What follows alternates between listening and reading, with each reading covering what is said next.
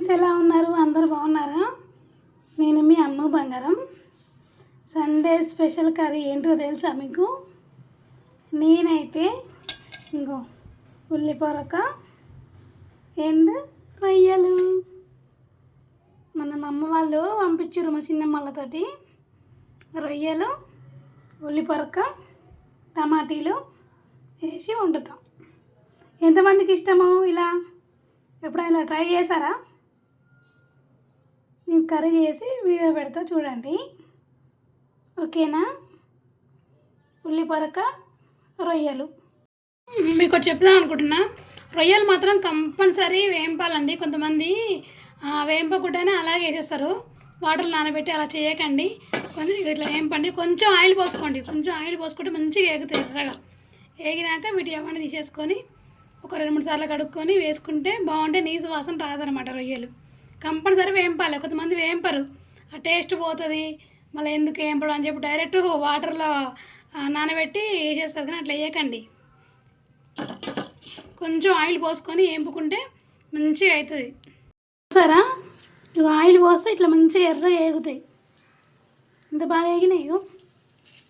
కొంచెం ఇక్కడ ముళ్ళులు ఉంటాయి కదా, కొంచెం ఇట్లా ఇవన్నీ సాఫ్ చేసుకొని వాటర్లో 2-3 సార్లు కడుక్కొని నానబెట్టుకుంటే అయిపోతుంది. ఓకేనా? ఇట్లా కావాలి. ఇట్లయితేనే నీసు వాసన రాదు, మంచి టేస్ట్ ఉంటాయి.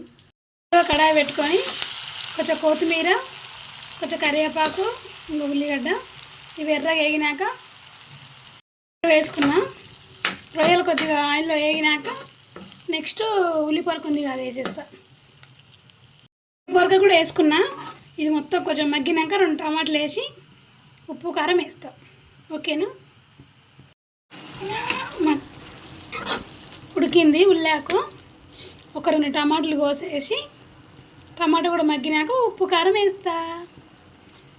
చూసి వాసన ఎట్లా వస్తుంది తెలుసా? ఈ స్మెల్కే ఇంకా తినాలనిపించాలి. మరి వండుకున్నాక మీకు కూడా తెలుస్తుంది ఎట్లుంటుందో. ఎమ్మడి నాకు కామెంట్ పెడతారు, సూపర్ ఉంది అక్క అని.